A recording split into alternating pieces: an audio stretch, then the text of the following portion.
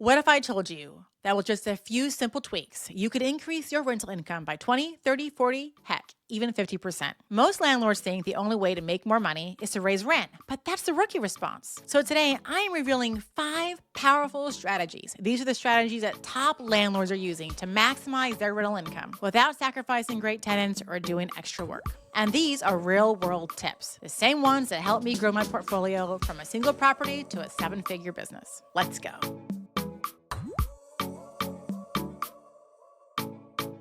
Hi, my name is Casey Franchini. Welcome back to my channel, Brick by Brick Wealth, where I help aspiring real estate investors with their very first property. All right, let's get into it. Tip number 1, durability over cheap repairs. Did you know that sometimes maximizing income is as simple as reducing expenses? Yep. And it's actually the most effective way to make more money. And one of these ways is to please stop buying cheap materials. Most new landlords buy cheap materials as a way to save money. But buying cheap is just going to cost you more in the long run with frequent repairs. Let me give you a real example. When I was remodeling one of my older aged properties, I could have put in a $159 cheap vanity from Home Depot. And most investors do, to tell you the truth. Doesn't this one look familiar? But did you know that spending even more money on a nicer one, especially a vanity, is not the right move? Almost all vanities under $800 are made of particle board. And particle board does not mix well with water. After a few tenant turnovers, you'll see your vanity starting to swell, dissolve, and fall apart. So you'll be replacing a particle board vanity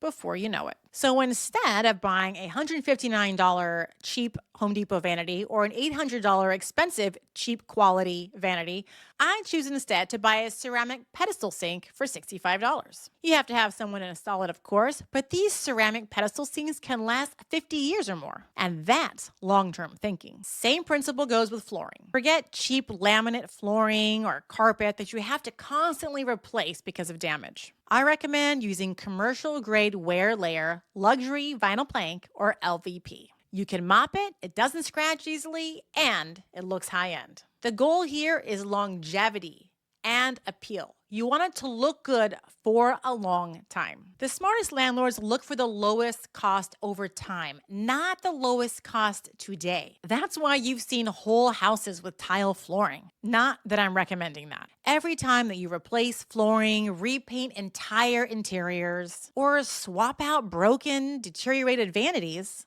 it's lost days of rent, more materials cost, more labor costs, and overall, more money out of your pocket. Durable upgrades is what is going to get you predictable and consistent income. And that, in the end, is going to leave higher profits for you and more money in your pocket. Tip number 2, lease terms. And this is something that a lot of landlords completely overlook. I have been in real estate for 18 years. I have been coaching new investors on their first rental property since 2020. And I have seen a lot of lease agreements from various property management companies all across the country. And I can tell you, a lot of the mom and pop companies especially leave these important features out of their lease agreements. Your lease isn't just about a set of rules and someone signing when the rent payment is due. This is one of the strongest tools you have to absolutely and consistently increase your income. First of all, you can start with built-in rent increases. You can add a clause to your lease agreement stating that you will raise the rent annually on a 3% or whatever basis. On an $1,800 a month rental, that's an extra $648 a year on autopilot. Next, structure your payment terms for consistent income. You need to add late fees to encourage tenants to pay on time. You could consider offering a $25 discount if tenants pay early.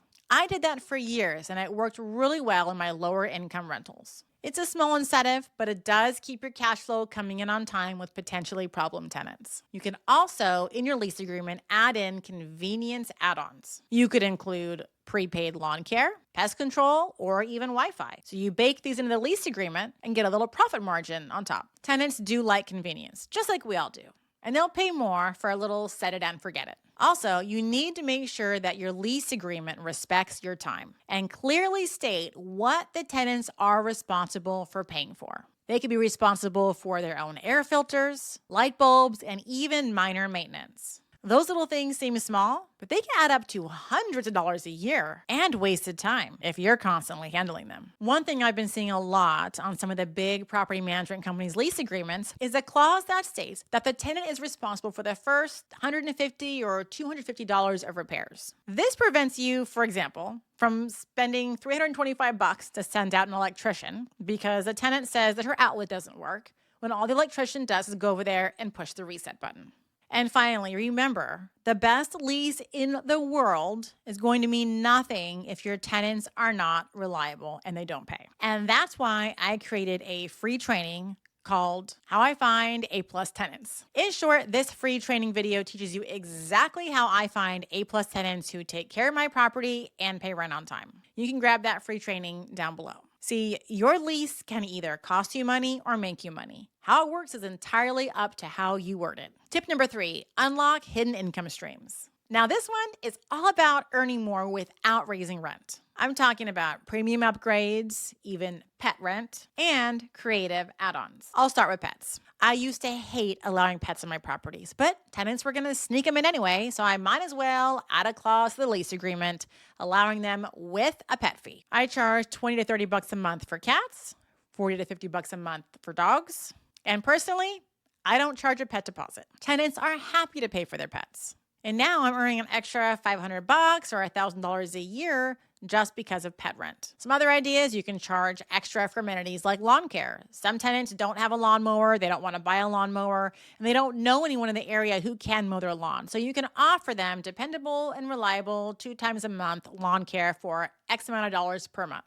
If you have a multifamily, you could also have a coin-up washer and dryer down in the basement and collect coins on their laundry. You can even offer furnished rents with all the amenities, even the furniture included, in high-demand areas for a very premium rent, but that's just a whole other video. Just remember, people don't mind paying more if they see the value that they're getting from it. The key is to make your rental the obvious first choice and yes for any potential tenant that walks through the door. All right, tip number 4 is to use tax strategies. This is where landlords can make or lose thousands and thousands of dollars a year. Tax strategies is like a silent switch that a lot of people don't know how to flip on. You already know you can deduct mortgage interest and property taxes and repairs, but what I'm about to tell you is how the wealthy people stay wealthy and don't pay income tax. So get out your pen and paper because this is a good one. All right, write these down. And I mean, I'm serious. The first one is cost segregation. Then we have bonus depreciation, and then we have real estate professional status. These 3 things right here have saved my husband and I from paying Uncle Sam hundreds of thousands of dollars over the time that we have owned real estate. Cost segregation lets you depreciate portions of your property faster. Bonus depreciation lets you take those deductions right now up front today in this tax year instead of spreading them out over 27 and a half years. And if you or your spouse qualifies as a real estate professional, you can even use passive losses to offset your W-2 income. Now, I am not providing financial advice, so here's my disclaimer. Go talk to a CPA about these options for you and see if they can work with you and your financial situation. That's just what we did, and that provided us real money, real cash back in our pocket come tax time. My advice to you, the only advice on this topic, is get a CPA who specializes in real estate. Because remember, maximizing your income isn't always about making more. It's about keeping what you already have. Tip number 5 is timing the market, and I don't mean timing to buy. One of the easiest ways to earn more from a property you already own is to master 2 things together: timing your rental and pricing your rental. Most people just lease out the unit, whether it's March, October, Christmas week, or whatever. But if you want top dollar rent, you have to think like a tenant and not the landlord. So the secret here is list your rental properties in the spring or summer. That's when the most people are moving. Families want to settle before school starts. College graduates are relocating for jobs. That's when the rental market is buzzing and properties are renting quickly. More eyeballs on your property means more applications. And more applications means higher rent and better quality tenants. But if you're like me and you always seem to buy a property in the wintertime, and you start your lease agreement in the winter, it doesn't have to end in the winter. It is okay to do an odd number of month lease agreement. You can do a 14-month, a 16-month, 18-month lease agreement. I would not recommend, though, going less than a year. Don't do a 10-month agreement just to end in the summer. Make it at least a year, close to 2. That single move right then, having your lease agreements end in the spring or summer, positions your property to renew in the strongest part of the market every single year. Even a $100 a month bump is $1,200 more that year. And across several rentals, that's thousands of dollars in extra profit for literally no extra effort. But I want you to watch out for one thing, though. Do not overprice your property. No renting it for whatever you want. That isn't how it works. And if your house is sitting vacant because you have this number that you want to rent your property at, say you're chasing an extra $100 a month in rent, letting it sit for 1 month trying to chase that $100, that's an $1,800 loss that month if your property could have rented for $1,800. Think about it. It will take you 18 months to recoup that $1,800 you lost just because you were waiting for an extra $100? That math just ain't mathin'. So to recap, build with durability in mind. Renovate with quality fixtures so you're not replacing things over and over again down the line. Write profit-focused leases.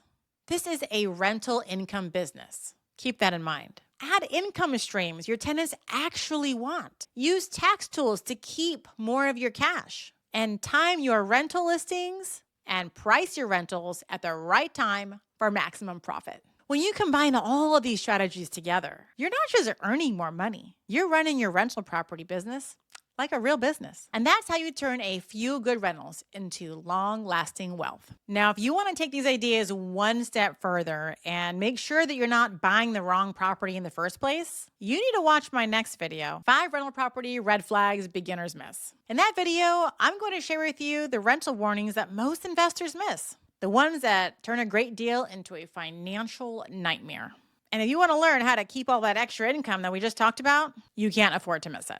If you found value in this video, please do all the things like, comment, subscribe, say hi down in the comments below. And don't forget to ring the bell so you'll be notified when my next video comes out.